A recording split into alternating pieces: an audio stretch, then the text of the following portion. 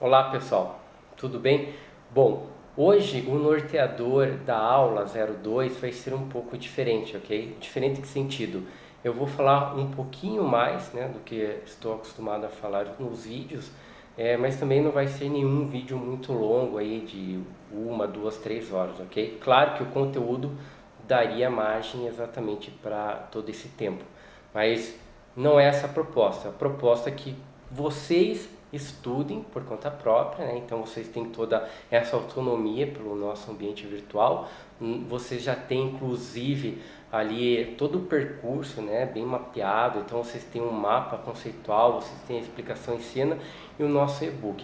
Mas o intuito desse norteador da aula é exatamente ali facilitar um pouco para vocês qual o conceito-chave vai aparecer mais vezes e que vocês possam ali já antes de entrar no e-book já tenho ele bem em mente, ok?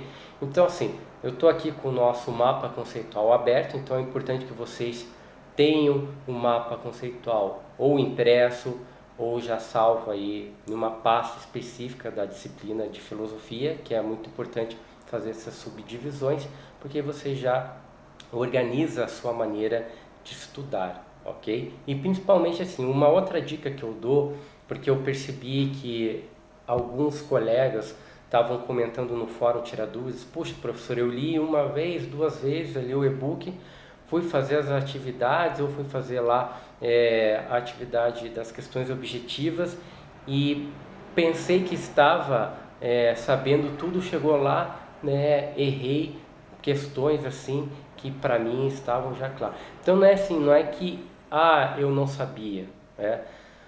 A questão, pessoal, é que esse material é bem exigente, ok? E é uma leitura filosófica. Então, vocês vão perceber que só em um capítulo vocês vão ter vários conceitos chaves que são importantíssimos. Então, nós estamos às vezes acostumados com uma leitura mais básica, assim, que você pega 2, 3, 4 capítulos e já entendeu tudo que o autor falou. Então, na leitura filosófica é diferente, né? Então, não é a sensação, nossa, eu não sei, ou está muito difícil. Pode até ser difícil quando você não está acostumado com um determinado tipo de leitura, ok? Mas em filosofia é um pouco mais exigente. Mas quando você treina a sua mente, fica fácil. Como treinar a sua mente? Aí uma dica que eu dou é repetição. Então tem que ler no mínimo 2, 3, 4 vezes ali até você entender. Daí você vai perceber que não é que tem charada, não é que tem pegadinha o material. Vocês vão perceber que é exatamente quando você entra, no conceito. Quando você entende um conceito, daí parece que você entendeu aquele capítulo inteiro. Então essa é a diferença, é como se abrisse a mente para aquele conteúdo. Então, como não é um conteúdo muito fácil, daí por isso tem que ler várias vezes, né? Então é a mesma coisa que você pega um livro qualquer aqui, vamos dizer, tipo um romance, e de repente você pega aqui um livro, O Ser e o Nada, do Sartre, né? Lógico que você vai ficar quase 2 semanas ali em 3, 4 páginas apenas, né? Então você não vai ler uma obra desse filósofo assim em uma sentada. Então são diferentes literaturas, ok? Então não se preocupem quanto a isso quando eu vi alguns ali questionando. Mas vamos lá para não ficar muito longo esse vídeo então. O que vai ser importante na aula 2 para vocês, pessoal? Tá lá. Quais são os temas? Nós vamos pegar ali 2 tópicos, que é ética e moral. Então, essas vão ser as temáticas da aula 02. Só que se vocês abrirem aqui o mapa conceitual da aula 02, vocês vão perceber que já tem peças-chave aqui para já dar os aspectos que vocês vão ter que discernir em todo o material. Que um aqui é o conceito básico de sentimento moral e ética e moralidade.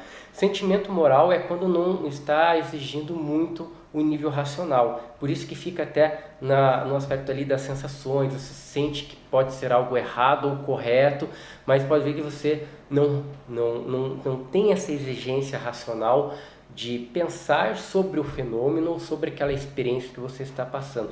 Geralmente é uma coisa comum que você tem uma sensação, logo, eu não vou fazer isso por causa disso. E já na ética e na moralidade, você tem todo um arcabouço, você tem toda uma base que vai te dar essa racionalidade para concluir se aquilo é bom, se é ruim, né? Aí você consegue elevar o nível do pensamento. Por quê? Logo abaixo vocês vão perceber que tem aqui mais duas diferenças que estão ligadas a essas outras duas. Por isso que o mapa conceitual é ótimo por causa disso. Juízo de fato versus juízo de valor. Juízo de fato é quando você se aprende exatamente ao que aconteceu, à experiência, ao fenômeno que o mundo suporta. E o juízo de valor é quando você sai daquilo que aconteceu, então você já não está fazendo uma análise fria, né, lógica ou racional sobre aquilo que aconteceu. Você está fazendo um juízo de valor. Como assim um juízo de valor? Você não tem essa exigência de nível racional, você simplesmente pega a partir daquilo que você está acostumado, daquilo que faz parte da sua tradição, da sua crença, do seu grupo, e aí você julga aquele acontecimento, aquela outra experiência, como errada. Aqui eu estou dando um exemplo como se fosse algo errado. Eu fui lá numa outra comunidade, seja do interior, ou fui numa comunidade étnica diferente, por exemplo, uma comunidade indígena, e aí lá eles têm determinadas práticas, e aí eu começo a fazer juízo de valor. Eu olho lá, nossa, que absurdo, isso está errado, onde já se viu fazer dessa maneira. Então veja, pessoal, isso seria um juízo de valor, porque eu não posso pegar o meu contexto, do meu grupo que eu estou acostumado, que são as regras, são, digamos, a moral desse grupo, e ir lá e julgar um grupo que é diferente do meu, ok? Por quê? Porque lá nesse outro grupo que é diferente, não que eles sejam diferentes no sentido assim, nós somos os corretos, os certos, não, é diferente exatamente no campo moral, ok? Então assim, são regras diferentes das nossas, e eles têm a mesma visão, eles podem olhar os nossos costumes e ter a mesma sensação. Por isso que vocês vão ali, tá, no sentimento moral. Então, quando você tem a sensação, nossa, está errado, não é isso, logo você pode cair no juízo de valor. Porque você não está refletindo, você não está fazendo uma análise que é a análise ética, do que a análise ética proporciona, ok? Por quê? Você tem que ser ausente de juízo de valor, porque senão nós caímos na intolerância, que é o que acontece muito hoje. Eu não aceito aquele costume porque ele é diferente do meu costume, do grupo aqui que eu vivo, logo é errado, logo é do mal, logo é X, e daí você começa a categorizar sem esse nível de reflexão. Então a experiência ali exposta, ela está exatamente para você fazer no mínimo uma análise ética, não juízo de valor. Ok? Então, por isso que temos que tomar esse cuidado exatamente para não cair na intolerância. E aí aqui, para não deixar o vídeo muito longo, vocês vão pegar diferentes elementos ali que o sujeito pode estar categorizado. Primeiro, é o sujeito moral. Moral o que é? São aquelas regras que em determinada comunidade ou grupo social as pessoas seguem. Todos têm conhecimento, consciência dessas regras. Logo, eu sigo elas para manter a harmonia desse grupo, dessa sociedade, dessa comunidade, e aí eu estou sendo e agindo moralmente. O contrário, o segundo elemento ali é o imoral. O imoral é aquele que sabe dessas regras, ele tem consciência que essas são as regras dessa comunidade, dessa sociedade, desse grupo, e mesmo assim ele as quebra. Ok? Então aí ele cometeu um ato imoral, porque mesmo sabendo, ele quebrou essas regras.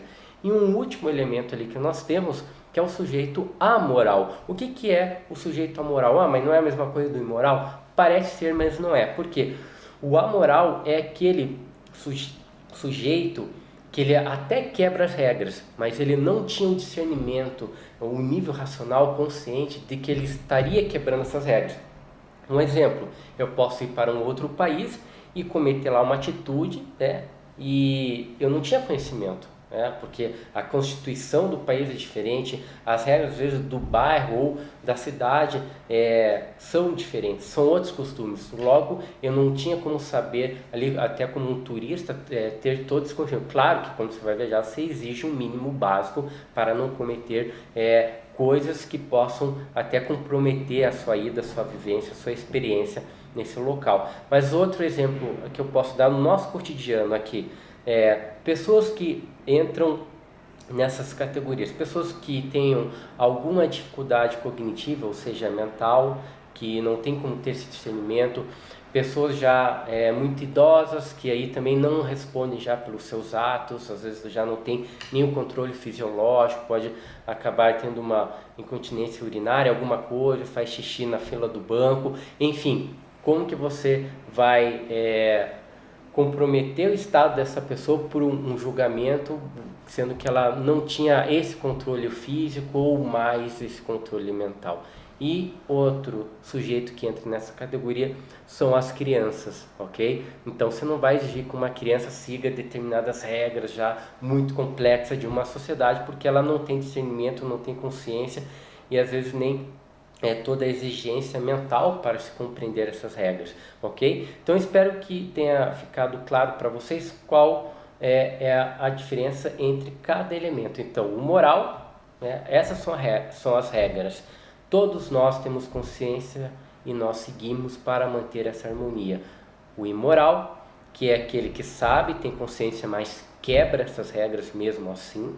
E o amoral, que não tem conhecimento, não pode ser exigido esse nível racional de consciência dessas pessoas. Eu inclusive aqui dei 3 exemplos de pessoas e um outro exemplo que pode caber a cada um de nós quando você vai para um outro lugar que as regras são totalmente diferentes, você não tinha como em um curto espaço de tempo ter acesso a todas essas regras, ok? Então, no caso aqui, como um turista em um outro país, ok? Então, finalizado isso daqui, eu espero que vocês possam também adentrar no conteúdo, nos outros subcapítulos. Isso eu estou me baseando pelo mapa conceitual que vai ajudar vocês na leitura do capítulo, dos capítulos, que é exatamente concepções da ética filosófica, ok? Então vocês vão pegar lá desde Aristóteles, princípios básicos desse pensador que, vamos dizer assim, inaugurou essa área na filosofia, desde lá do livro básico dele, que era a Ética de Nicômaco. O básico aqui é bem entre aspas, ok? O básico é assim, para a tradição filosófica que estuda essa questão da ética, ok?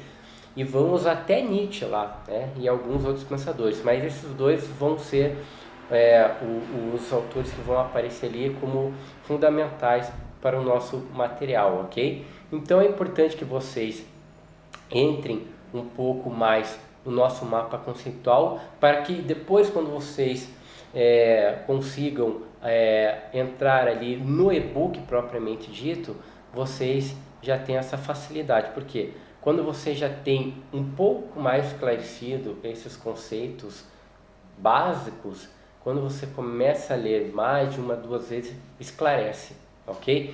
Então, qualquer dúvida também pode contar conosco, vocês podem mandar direto no Fórum Tira Dúvidas, que já aproveita e interage com os colegas ali, pode até a sua dúvida pode complementar do outro colega, pode entrar em contato conosco pelo Fale com o Professor Tutor e por e-mail, ok, pessoal? Também temos o Facebook, então podem entrar também por todas essas mídias, ok? Então, uma ótima semana a todos, bons estudos, uma ótima aula 02, contem conosco, bons estudos, é isso aí, abraços, falou!